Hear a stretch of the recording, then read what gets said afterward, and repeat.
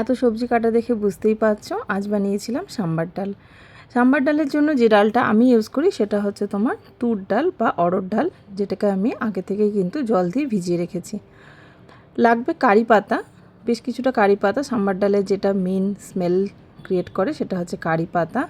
আর তোমাদের ঘরে যা সবজি থাকবে ইউজ করতে পারো, যেমন দুটো গাজর আছে, হাফ ক্যাপসিকাম আছে আমার কাছে, কিছুটা বিনস নিয়েছি, একটু কুমড়ো, আর এই যে সেই ফ্রোজেন সজনে ডাঁটা কিন্তু সেগুলো কিছুটা নিয়েছি। সজনে ডাঁটাটা কিন্তু খাওয়ানো খুবই ভালো বাচ্চাদের।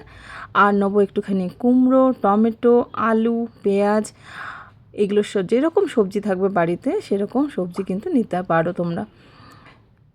আর নিয়েছি যেটা সেটা হলো ছাঁচি পেঁয়াজ, বাংলায় আমরা বলি ছাঁচি পেঁয়াজ, এখানের মানুষরা, সাউথের মানুষরা কিন্তু এটাকে সাম্বার অনিয়ন বলে ডাকে।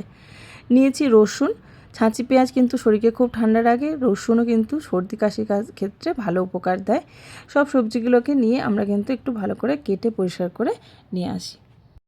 সাম্বার ডাল করতে বেশি সময় লাগে না, কিন্তু সব জোগাড়গুলোকে রেডি করতে সময় লেগে যায়। ডাল কিন্তু সবসময় ভিজিয়ে রাখবে, ভিজিয়ে প্রায় 1 ঘন্টার মতো ডালটাকে ভিজিয়ে রাখলে কিন্তু ডালের পুষ্টিগুণও বাড়ে। আর ডাল কিন্তু সবসময় আমি বলি ধুয়ে পরিষ্কার করবে ভালো করে। ডালের মধ্যে অনেক পাউডার, কেমিক্যাল পাউডার দিয়ে ওরা রাখে যাতে ডাল পোকা না লাগে। সেই জলটা না ফেলে তোমরা গাছের গোড়ায় দিয়ে দেবে, কিন্তু ডালকে খুব ভালো করে, চাল ডাল সবসময় খুব ভালো করে ধুয়ে ইউজ করো। সবজিগুলোকে আমি কেটে নিয়ে রেডি হয়ে গেছে। দেখো কি সুন্দর লাগছে প্লেটটা, কত সুন্দর কালার প্রকৃতির, সবুজ, পিঙ্ক, রেড, হোয়াইট। সত্যি করে প্রকৃতির সঙ্গে আমরা কিন্তু কখনোই আমাদের কালারকে ম্যাচ করাতে পারি না। এত সুন্দর কালারগুলো দেখেই মনে হচ্ছে যেন খুব সুন্দর একটা জিনিস হবে। আমার তো কাঁচা সবজি মানে খেতে, মানে ননভেজের থেকে ভেজ খেতে ভালো লাগে বেশি, কারণ সবজি খাওয়া সত্যি করেই খুব ভালো। বাচ্চাদের জন্য কিন্তু এই ডালটা খুব ভালো, কারণ ওরা যদি সবজিগুলো নাও খায়, সাম্বার ডালের সঙ্গে সব সবজিগুলো সিদ্ধ হবে, তো সেই ডালটা যদি খায় তাহলে কিন্তু সব পুষ্টিগুণই ওদের পেটে যাবে। ডালটা আমি সিদ্ধ করে নেবো। ডালটা আমি প্রেসার কুকারে সিদ্ধ করব। প্রেসার কুকারটা যাতে নোংরা না হয় এইভাবে আমি সিদ্ধ করি। একটা ছোট বাটির মধ্যে ডালটা বসিয়ে তার সঙ্গে নুন আর কিছুটা হলুদ দিয়ে সিদ্ধ করব, যাতে করে সিদ্ধ হয়ে গেলে পরে আমি বাটিটা জাস্ট বের করে নিলেই আমার প্রেসার কুকারটা কিন্তু আর আলাদা করে ধুতে হবে না। জল দিয়ে একবার ধুয়ে নিতে পারো, কিন্তু পুরো প্রেসার কুকারটাকে ক্লিন করা দরকার হবে না। ডালটা যতক্ষণে সিদ্ধ হচ্ছে আমি চলে এসেছি অন্যদিকে, কড়াই বসিয়ে দিয়েছি। কড়াইয়ে দেবো কিছুটা তেল, সর্ষের তেলই আমি ইউজ করেছি। তেলটা যখন বেশ গরম হয়ে যাবে আমি কিন্তু দেবো একটু ফোড়নের জন্য সর্ষে, কালো সর্ষে দেবো। আর যে রসুনগুলো দেখিয়েছিলাম সেই রসুনগুলো কিন্তু আমি কুচি করে নিয়েছি, সেই রসুনটা দেবো। আর তার সঙ্গে দিয়ে দেবো কিছুটা কারি পাতা। পেঁয়াজটা, একটা পেঁয়াজ আমরা দেখিয়েছিলাম সেই পেঁয়াজটাকে কিন্তু আমি একটু মোটা পিস করে কেটে নিয়েছি। পেঁয়াজটাও অ্যাড করে এবার রসুন, পেঁয়াজ আর কারি পাতাটাকে একটু আমাকে টাইম নিয়ে ভেজে নিতে হবে, যাতে করে কাঁচা গন্ধটা চলে যায়। একটু ভাজা হয়ে গেছে, একদম লাল করে ভাজার দরকার নেই। এই সময় কিন্তু আমাদের যে শক্ত টাইপের সবজিগুলো, যেমন কিছুটা কুমড়ো, আলু, গাজর, এগুলো কিন্তু আমাকে এবার আস্তে আস্তে করে অ্যাড করে দিতে হবে। আমি কুমড়ো আর আলুটা দিয়ে নিয়েছি। কুমড়ো আলুটাকে দেওয়ার পরে কিন্তু বেশি ওয়েট করার কোনো দরকার নেই, আমি কিন্তু সবজিগুলো একে একে মিক্স করবো। কেননা এটা হচ্ছে ডাল, এখানে কোনো ভাজার কোনো প্রশ্ন নেই যে সবজিকে ভালো করে ভাজতে হবে।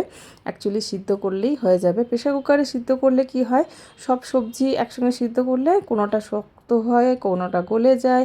তার জন্য আমি প্রেসার কুকারে সবজিটাকে একসঙ্গে দিয়ে সিদ্ধ করি না। অনেকেই কিন্তু তাড়াহুড়োর চোটে সব ডাল সবজি একসঙ্গে দিয়ে সিদ্ধ করে না। সেক্ষেত্রে কিন্তু ডালটা, ধরো অড়হর ডাল একটু সিদ্ধ হতে সময় লাগে, সেখানে আলু আমার খুব তাড়াতাড়ি সিদ্ধ হয়ে যায়, আবার গাজর সিদ্ধ হতে সময় লাগে, সেক্ষেত্রে ঠিক হয় না।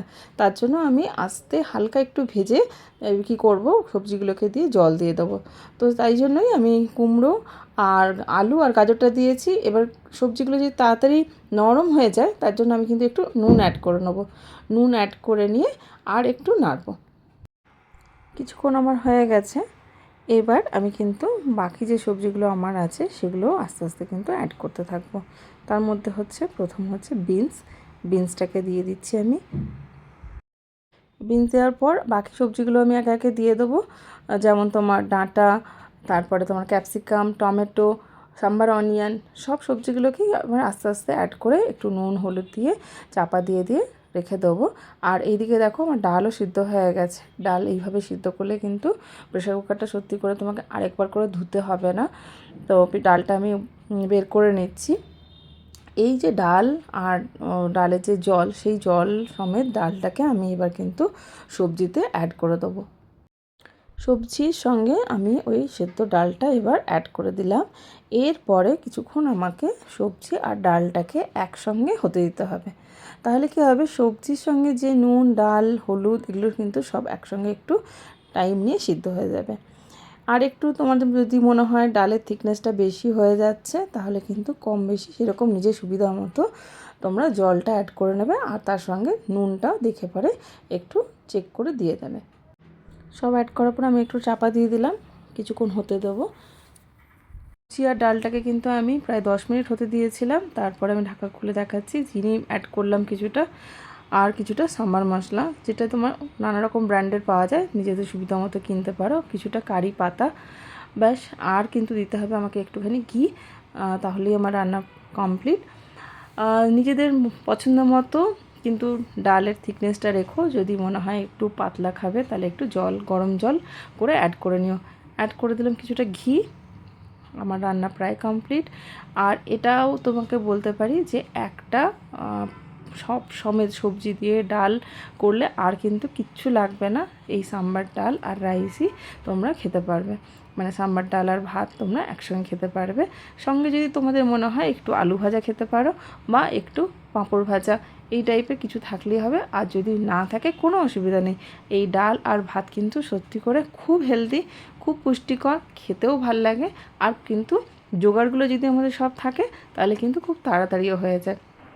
যেহেতু অনেকগুলো সবজি কাটতে হয়, অনেকগুলো সবজিকে রেডি করতে হয়, তাই জন্য একটু সময় তো লেগে যায় রেডি হওয়ার জন্য। কিন্তু রান্নাটা করতে কোনো রকম কিন্তু বেশি ঝঞ্ঝট নেই, সিদ্ধ হলেই কিন্তু হয়ে যায়। আর সত্যি করে খুব খেতে টেস্টি হয়। বাচ্চা আমার স্কুল থেকে এসে গেছে, তো ওকে কিন্তু আমি আজকে থালাতে ভাত দেবো না, ওকে দেবো বাটিতে, যাতে করে আমি ডালটা বেশি দিতে পারি আর ভাতটা কম খাওয়াবো। তো ওকে একটু বেশি করে আমি ডাল দেবো, আর তার সঙ্গে অল্প ভাত দিয়ে চামচ দিয়ে মাখিয়ে দেবো। তাহলে কিন্তু ও ডালটা বেশি খেতে পারবে আজকে। আর সাম্বার ডালটা খেতে ও খুব ভালোবাসে। আর তার সঙ্গে দেবো একটুখানি তোমার ও ভালোবাসে একটু চিপস বা শেজওয়ান স্টিক। দেখেছো, একটুখানি ভাত দিয়েছি, আর বাটিতে কিন্তু বেশিটাই আছে ডাল। ওই যে পাঁপড় নিয়েছে, পাঁপড় ভাজা ছিল, পাঁপড় ভাজাটা কিন্তু আগেই ও হাতে করে খাইতে শুরু করে দিয়েছে। তো এই হচ্ছে আজকের মেনু, সাম্বার রাইস আর পাঁপড় ভাজা। কেমন হয়েছে ডালটা? খুব ভালো হয়েছে।